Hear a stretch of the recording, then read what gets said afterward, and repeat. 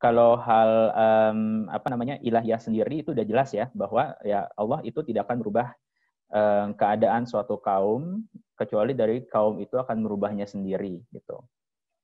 Tapi juga segala sesuatunya itu semuanya ada di tangan Allah gitu. Jadi mungkin banyak plan atau banyak rencana-rencana yang ingin kita lakukan di tahun 2020 ini, tapi ternyata tidak berhasil ya karena memang ada hal yang di luar dari kehendak kita.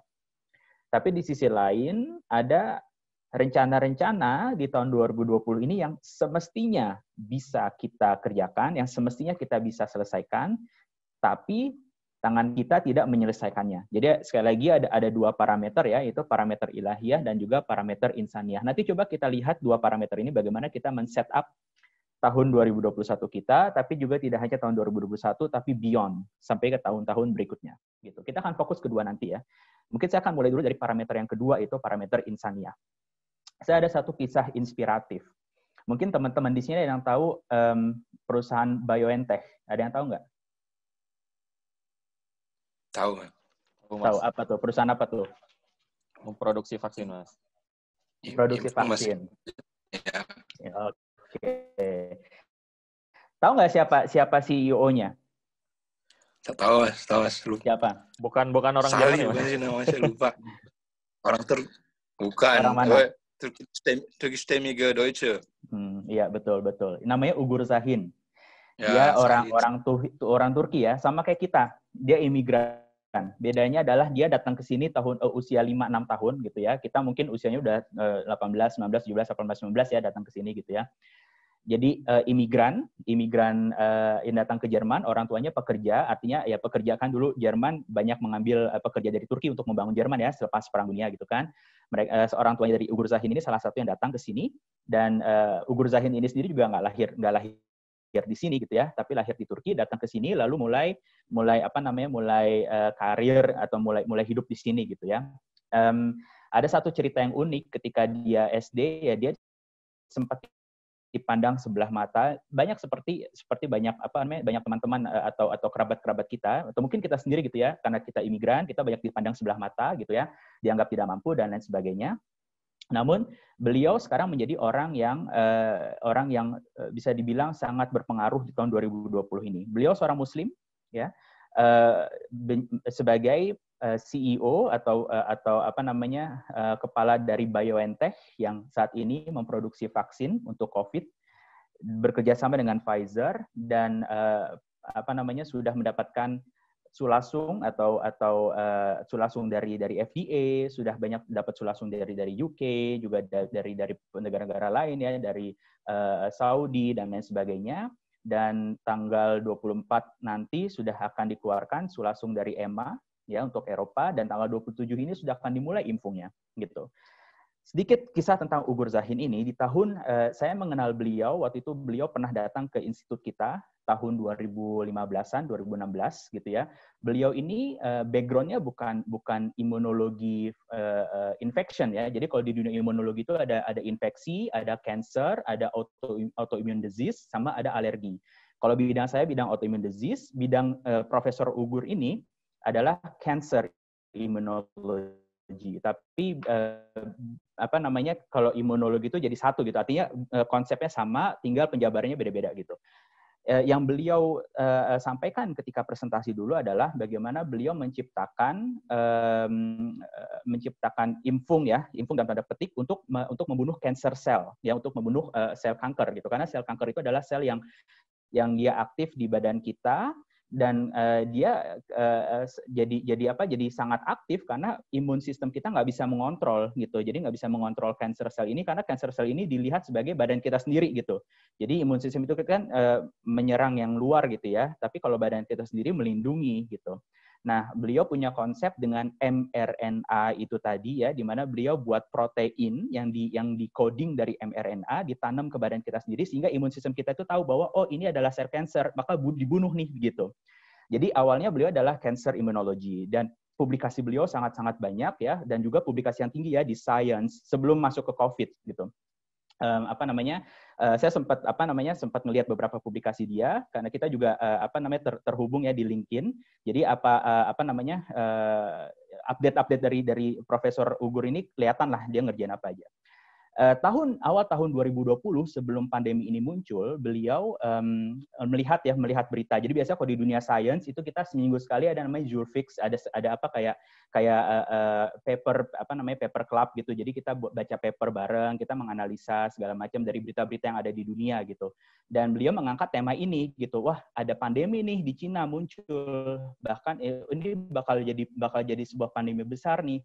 Maka sebelum pandemi itu muncul, sebelum pandemi itu jadi global, Januari beliau men-switch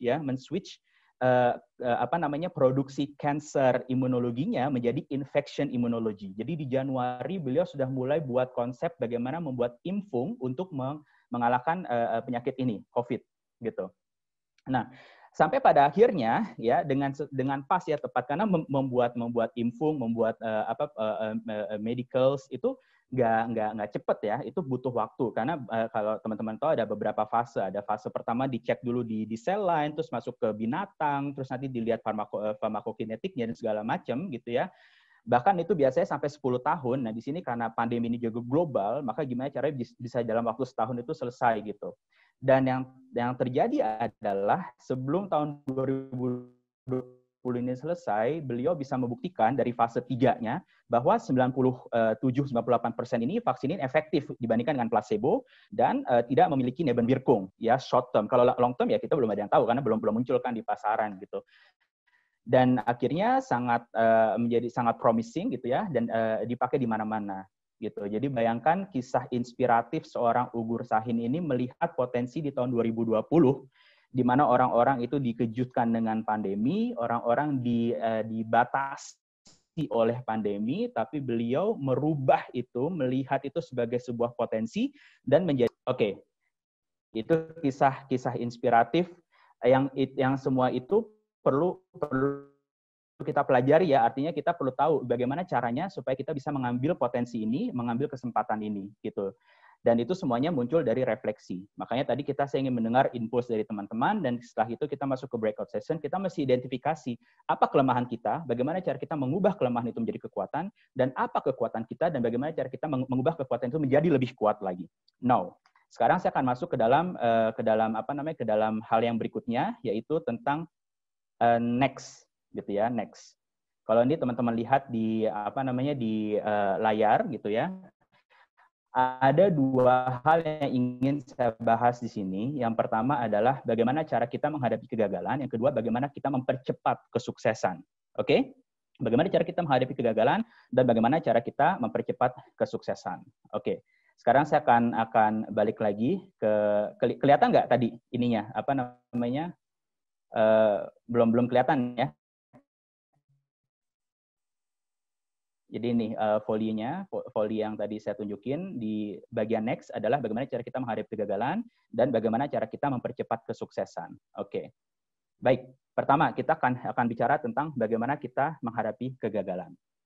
Yang perlu kita pelajari dari kegagalan itu hanya satu, yaitu saya mencoba ini membuat se-crispy mungkin ya. Jadi karena kita kan temanya ngobrol, jadi gimana caranya supaya hal-hal ini tuh konkret gitu, bisa karena kalau kita dengar ya bagaimana cara mengubah kegagalan, bagaimana cara kita sukses, itu banyak teori-teori yang ya kayaknya kesannya ini banget gitu, terlalu tinggi banget gitu. Saya ingin coba membuat ini crispy yang bisa drive bar, yang kita bisa unfasten gitu. Cara menghadapi kegagalan itu cuma satu, itu fighting back gitu. Kita harus ubah kegagalan itu menjadi kesuksesan gitu, dengan cara ya kita lawan gitu, kita lawan. Kadang kegagalan itu cuma bisa kita terima gitu, kita terima doang, tapi nggak bisa kita pukul balik kegagalan itu. Tahun 2021, apapun kegagalan kita yang telah kita buat di tahun 2020, kita harus lawan balik, kita harus pukul balik gitu. Kenapa? Karena ada satu poin di sini, yaitu poin bahwa kita punya persepsi di kepala kita masing-masing, gitu ya. Tadi makanya kenapa kita menilai ada harapan, ada persepsi gitu, harapan kita gimana dan persepsi kita gimana. Ternyata persepsi itu yang membuat kita itu terhambat gitu. Jadi kita itu nggak bisa, misalkan kita itu nggak bisa cepat nulis tesis Karena persepsi kita di otak kita bilang, kayaknya nggak bisa cepet deh, gitu. Karena apapun itu, perception is reality, gitu ya. Persepsi kita itu akan membuat keadaan itu menjadi benar adanya seperti itu, gitu ya. Maka kan juga ada ya di agama kita sendiri bahwa ya kamu sesuai apa yang kamu pikirkan, gitu. Itu tadi persepsi itu, gitu. Nah, kenapa? Karena sama seperti ketika kalau kita tahu bagaimana sebuah dosa itu menjadi real, gitu ya. Itu muncul biasanya di awal-awal dari yang disebut dengan lintasan pikiran, gitu ya. Jadi dosa itu akan konkret menjadi sebuah dosa dimulai dari lintasan pikiran dulu. Kita ada sedikit lintasan pikiran, oke, saya ingin mengerjakan ini nih, gitu ya, mengerjakan sesuatu yang buruk, gitu. Dari lintasan pikiran, nah itu masuk ke dalam alam bawah sadar kita tuh menjadi sebuah niat, ya. Setelah lintasan pikiran baru menjadi niat, gitu. Dari niat, ya, baru masuk ke step berikutnya itu menjadi action, gitu. Setelah action masuk menjadi step berikutnya itu menjadi behavior, ya. Itu yang lebih parah adalah ketika action itu saking kuatnya itu menjadi karakter kita, gitu ya, menjadi behavior, menjadi karakter kita, gitu. Nah, sama konsep ini dengan konsep bagaimana cara kita deal with failure, yaitu dengan pertama kita ubah dulu mindset, ya. Kita ubah dulu thought, pikiran kita ubah pikiran kita menjadi belief, menjadi sebuah keyakinan, dan kita ubah keyakinan itu menjadi conviction. Ya, jadi dari thought, belief, conviction. Jadi cara kita fight back kegagalan adalah ubah mindset yang paling pertama. Ubah mindset bahwa kita bisa, kita mampu, setelah itu fighting back. Yang kedua, bagaimana cara kita mempercepat sebuah kesuksesan. Oke. Ini saya akan ambil satu know-how, ya, satu know-how yang saya dapat dalam profesi saya sebagai konsultan. Saya konsultan di bidang manufacturing, ya. Di bidang manufacturing itu seperti tema-temanya adalah bagaimana cara kita punya produksi yang bagus, ya. Bagaimana cara sebuah perusahaan itu dia mengeluarkan output yang bagus, gitu ya. Artinya dia cost-nya reduce, productivity-nya naik, gitu, dan segala macam, gitu.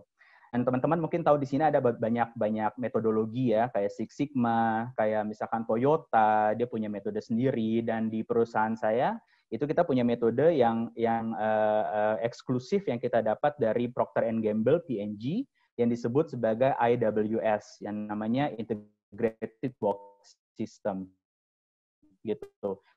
Integrated Work System itu adalah konsep di mana semua sistem itu bisa saling berkesinambungan untuk membuat in-process measures. Ya, in-process measures itu adalah input yang kita bawa ke dalam untuk merubah sesuatu menjadi positif. Sekali lagi ya, input yang kita masuk ke dalam untuk merubah sesuatu menjadi positif. Contoh konkret misalkan gini, perusahaan ingin produksinya naik, gitu ya, produksi naik itu hanya mampu terjadi apabila mesinnya itu nggak dikit-dikit mati gitu. Biasanya kan masalah di perusahaan, masalah di pabrik-pabrik itu adalah mesin itu bisa 100%, dia cuma bisa 20%, gitu. Itu ada satu KPI, ya, Key Performance Indicator, yang namanya OAE, gitu. Mungkin ada teman-teman udah tahu, gitu ya. Jadi mesinnya 100%, si mesin ini cuma bisa 20%, karena dikit-dikit mati, dikit-dikit rusak, dikit-dikit maintenance, dan segala macam, gitu. Nah, sekarang gimana cara kita menaikkan OAE atau OEE dari 20% ini menjadi katakanlah 80%? Kita harus punya namanya in-process measures, yaitu kita mesti cek, misalkan kita mesti cek keadaan mesin itu tiap hari. Kita mesti punya konsep bagaimana handling defect mesin, misalkan. Kita masih harus punya konsep bagaimana frekuensi kita cleaning, frekuensi inspection, dan lain sebagainya. Kita masih punya konsep bagaimana kita handling dengan mesin parameter, dan lain sebagainya. Itu adalah disebut dengan in-process measures, hal sesuatu yang bisa merubah keadaan menjadi positif. Sekarang kita ubah ke dalam bentuk konkret yang kita jalani saat ini. Saya mau kasih satu cerita, ya, satu cerita. Tadi saya bilang tahun 2020 ini, alhamdulillah saya berhasil meraih satu plan, yaitu terpromosi menjadi manajer. Awalnya adalah saya melihat kesempatan saya untuk menjadi manajer itu bisa dibilang 0%. Kenapa? Karena saingannya banyak, gitu ya. Saingannya banyak, dan apalagi tambah lagi corona, gitu ya. Pasti perusahaan dia punya punya Sparmasname ya, dia nggak banyak menaikkan orang di tahun ini, dan itu sudah terkomunikasikan ke kita gitu ya, bahwa tidak akan banyak terjadi promosi di tahun ini. Terus waktu itu saya juga belum punya tema yang konkret yang bisa saya bawa untuk naik ke level berikutnya gitu. Nah, di sini saya men-setup gimana caranya saya bisa menaikkan probability saya dari 0% menjadi lebih naik menjadi 10, menjadi 20, menjadi 30 sampai mendekati 100% gitu. Yang pertama yang saya lakukan adalah saya melihat di sini kalau saya stay jadi saya waktu itu akhir tahun 2019 kemarin saya pindah tim gitu. Saya pindah tim. Kenapa saya pindah tim? Karena saya ingin mendalami sebuah tema yang tema itu menjadi tema hype di tahun ini, di tahun-tahun berikutnya. Tema hype itu misalkan tema digitalisasi gitu.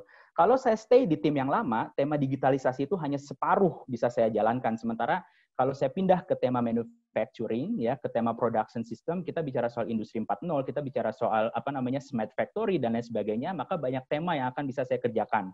Dari sini saya merubah poin, dan ini in process measure saya dari 0% menjadi 5%. Ketika saya pindah tim, maka saya punya tema-tema yang dibutuhkan di beberapa tahun ke depan. Oke. Setelah itu nggak cukup dari situ, saya saya juga punya action yang lain. Actionnya misalkan saya harus tahu nih ketika nanti saya pitch gitu ya, siapa aja yang akan menilai saya. Gitu ada panel ya, panel isinya beberapa partner. Di situ dia akan menilai performance kita, juga menilai tema kita dan lain sebagainya. Dan di situ saya melihat siapa aja yang akan duduk di panel itu. Dan apa yang saya lakukan, saya teleponin mereka satu-satu. Saya teleponin mereka bukan karena ingin ibaratnya menjilat ya, tapi karena saya ingin kenalan dulu sama mereka. Mereka harus kenal dulu sama saya. Jangan baru kenal nanti pas lagi di pitch. Tapi mereka harus kenal dulu saya. Mereka harus tahu dulu tema saya apa. Dan saya akan minta feedback dari mereka tentang tema saya. Dari situ, dari 5% tadi, saya bisa menaikkan probability saya menjadi katakanlah 50%. 50-60%. Kenapa? Karena saya sudah menyampaikan tema saya nanti apa, setelah itu saya sudah dapat feedback dari mereka, dan feedback ini adalah bentuknya buy-in. Artinya kalau saya implementasikan feedback mereka di pitch nanti ya, mereka tahu oh ini feedback dari saya nih, ya udahlah berarti oke nih, dia udah bisa mendengarkan feedback dari saya gitu. Jadi saya bisa meng-increase probability kesuksesan saya di sini gitu. Setelah itu saya juga punya hal-hal yang lain ya, misalkan saya buat presentasinya semaksimal mungkin gitu ya, sebaik mungkin. Setelah itu saya tahu bahwa teman-teman saya yang lain itu mulai buat pitch-nya itu dari rumah gitu ya, lewat internet gitu, lewat Microsoft Teams. Kalau saya untuk menaikkan probability kesuksesan saya pindah, saya buat presentasinya di kantor ya, saya set up ruangan yang bagus sehingga terlihat lebih profesional. Dari situ menaikkan probability pitch kesuksesan saya sampai 80%, dan alhamdulillah hasilnya memang outputnya pitch saya sukses dan saya bisa mencapai goal saya. Apa yang saya mau katakan di sini adalah kita perlu yang disebut dengan strategi ya. Kita perlu buat strategi bagaimana cara kita meraih kesuksesan dengan menganalisa apa yang ada di hadapan kita dan bagaimana kita bisa mencapai hal-hal itu sedikit demi sedikit. Yang ketiga, yang terakhir, karena waktu kita sudah tinggal 7 menit lagi, adalah tentang beyond. Gitu. Saya akan share lagi di sini screen saya, presentasi saya. Ya, jadi saya punya satu konsep yang gampang, yaitu kita lihat saat ini di mana kita, lalu kita lihat kemana kita akan pergi, lalu kita coba closing the gap. Itu adalah salah satu trik bagaimana cara kita bisa meraih kesuksesan yang cepat gitu. Bagaimana cara kita meraih kesuksesan cepat adalah tadi kita tahu sekarang posisi kita ada di mana, as is. Yang kedua, mau kemana kita pergi, to be. Dan ini ada gap kan, dari kita sekarang sama kita nanti itu ada gap. Bagaimana kita close the gap, tapi close the gap-nya itu nggak langsung di satu, tapi step by step gitu ya. Jadi pelan-pelan sampai kita dapat ke to be kita. Jadi itu yang biasanya saya lakukan gitu ya. Saya buat analisa saat ini, sekarang, nanti ke depan mau kayak gimana, dan apa aja gap yang harus saya fill. Baru setelah itu saya try to close the gap. Nah, seperti itu. Nah, itu kalau teman-teman tahu metodologi yang mungkin pernah didengar, ada proses metodologi namanya agile methodology. Pernah dengar nggak agile methodology? Ada yang pernah dengar nggak di sini? Belum pernah. Oke, saya share sini sedikit ya. Belum. Yang disebut sama agile methodology. Jadi ada konsep namanya waterfall, ada konsep namanya agile gitu ya. Waterfall ini konsep klasik ya, di mana ya udah kalau misalkan kita buat proyek itu dari A sampai Z aja. Pertama requirements-nya apa, desainnya apa, build, test, launch. Sementara agile itu sedikit demi sedikit gitu. Jadi pertama kita buat kalau kita mau buat sepeda gitu ya, kita nggak langsung buat sepeda dari langsung jadi sepeda, tapi kita buat dulu bannya. Kita buat kerangkanya. Dari kerangka sama bannya sepedanya bisa jalan, tapi belum perfect. Baru setelah itu kita buat stangnya. Nanti kita buat remnya, bisa jalan lebih perfect lagi gitu kan. Setelah itu nanti kita buat komplit menjadi sepeda yang benar-benar fungsional gitu. Jadi konsep ini sekarang konsep yang lagi hit juga, yang dipakai di mana-mana. Jadi gimana caranya kita membuat sesuatu itu nggak langsung jadi, tapi dalam produk-produk yang kecil, tapi produk kecil itu udah bisa kita pakai gitu, udah kita bisa pakai walaupun nggak fully functional. Nanti sedikit demi sedikit, maka produk itu menjadi produk yang lebih komplit gitu. Dan saran saya di sini, kalau kita ingin membuat sesuatu, kita buat secara iteratif. Jadi buat sesuatu dengan pelan-pelan gitu, buat sesuatu dengan step by step dengan metode agile yang tadi. Kita tahu kondisi kita sekarang, kita tahu kemana kita akan pergi, kita try to close the gap dengan cara iteratif, dengan cara agile. Gitu ya, nggak langsung jadi satu, tapi buat dulu sedikit demi sedikit apa yang mau kita raih sampai kita mendapatkan poin yang mau kita tuju. Itu beyond. Nah, yang terakhir untuk mencoba untuk memberikan impuls ke dalam sesi tanya jawab kita, gitu ya. Tadi saya balik lagi ke dua parameter, yaitu ilahiyah dan insaniyah. Kita udah bicara tentang insaniyah, gitu. Sekarang kita masuk ke dalam ilahiyah, gitu ya. Tips dari saya terkait dengan ilahiyah itu hanya dua. Yang pertama adalah bagaimana kedekatan kita kepada Allah. Yang kedua adalah bagaimana ridho orang tua kepada kita. Itu kunci kesuksesan. Benar ya? Saya cuma bisa emphasize ini lagi. Kedekatan kita kepada Allah yang menentukan bagaimana Allah ridho kepada kita. Gitu. Tadi ada banyak hal ya, ada plan yang mungkin Allah nggak memberikan kepada kita karena mungkin belum yang terbaik buat kita, atau mungkin waktunya belum pas kepada kita, dan semua itu hanya mungkin diberikan kepada Allah kalau Allah ridho ke kita, gitu ya. Allah suka ke kita, maka kita mendapatkan apa yang kita harapkan. Yang kedua adalah ridho dari orang tua. Sekeren apapun kita, ya, secanggih apapun metode kita, metode insaniah kita, sepinter apapun kita, serajin apapun kita, kalau orang tua nggak ridho ke kita, jangan harap itu bisa terjadi. Ini beneran. Ini nggak cuma satu ya, nggak cuma satu case, tapi saya mendengar banyak case di mana ridho dari orang tua, doa dari orang tua itu ternyata itu adalah kunci kesuksesan kita. Kita biasa-biasa saja, tapi kalau orang tua kita ridho, orang tua mendoakan kita selalu, gitu ya, maka kebiasa-biasaan kita ini menjadi sesuatu yang lebih spesial dan kita bisa menghadapi tantangan-tantangan ke depan. Maka oleh karena itu, jangan lupakan orang tua kita, komunikasi kepada mereka, tanyakan kabarnya. Sekarang media komunikasi sudah gampang, WhatsApp dan segala macam, minta doa kepada mereka, jangan lupakan itu. Itu untuk masalah ilahiyah. Untuk masalah masalah insaniyah ya, masalah menschlich kita, menschliche Ebene, kita perlu seorang mentor dalam hidup kita. Mentor itu bukan orang yang bukan jadi fix gitu, lu jadi mentor gue ya, nggak kayak gitu juga, tapi cari kira-kira role model siapa yang bisa kita ikuti gitu ya. Artinya kita bisa mendapatkan masukan dari dia, mendapatkan saran dari dia, karena kita nggak mungkin bisa menghadapi berbagai macam tantangan yang ada di dunia ini sendirian. Kita perlu input gitu ya. Jadi saran saya adalah cari seorang mentor. Yang kedua adalah perkuat network. Kenapa? Karena awalnya saya juga berpikir network kayaknya nggak penting banget. Ternyata network itu penting gitu ya. Bagaimana sebuah lingkungan itu bisa mempengaruhi kesuksesan kita.